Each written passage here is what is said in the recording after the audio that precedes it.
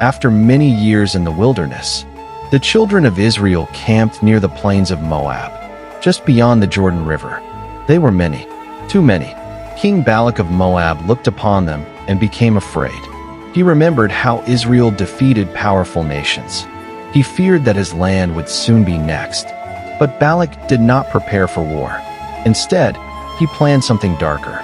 He believed that if Israel could be cursed, they could be defeated without a sword.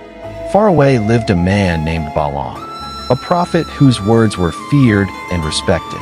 It was said that whoever Balaam blessed was blessed, and whoever he cursed was destroyed. So King Balak sent messengers to Balaam, carrying gifts of silver and promises of great honor. "Come," they said, "curse this people for me, for they are too powerful." Balaam listened carefully. He desired the rewards, but he knew he could not speak, unless God allowed it.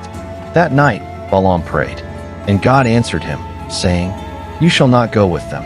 You shall not curse this people, for they are blessed." In the morning, Balaam refused the king's offer, but Balak would not accept no. He sent more important princes, richer gifts, and greater promises. Balaam's heart became divided. Once again, he asked God. This time God allowed him to go, but with a warning: "You shall speak only what I command." Early the next morning, Balaam saddled his donkey and began the journey. But God was angry, not because Balaam went, but because his heart desired reward. On the road, the angel of the Lord stood with a drawn sword. Balaam did not see the angel, but the donkey did. 3 times the donkey turned aside. 3 times Balaam struck the animal in anger. Then God opened the mouth of the donkey, and the donkey spoke. Balaam's eyes were opened.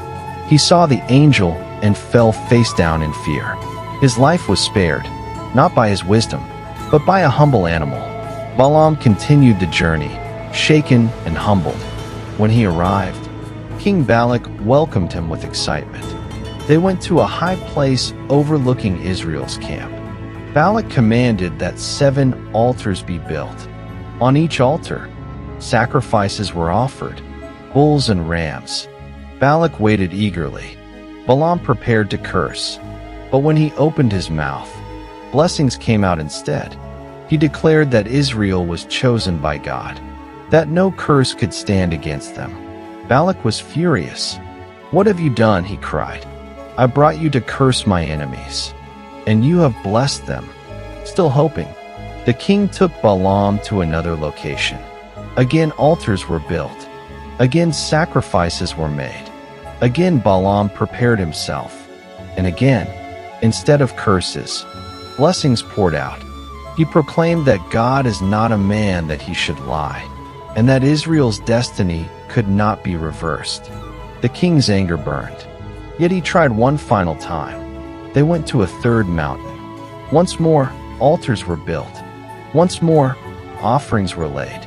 Balaam did not even attempt to curse this time. The Spirit of God came upon him. He lifted his voice and delivered his greatest blessing. He spoke of Israel's future, their strength, their victory, and a star that would rise among them. King Balak could take no more. He struck his hands together in rage. "Flee to your home," he shouted. "I promised you honor, but the Lord has kept you from it." Balaam turned away. He left the king without silver, without gold, and without favor. And Israel remained blessed, not by swords, not by armies, but by the unbreakable word of God. And this truth was revealed: when God has blessed a people, no curse can stand against them.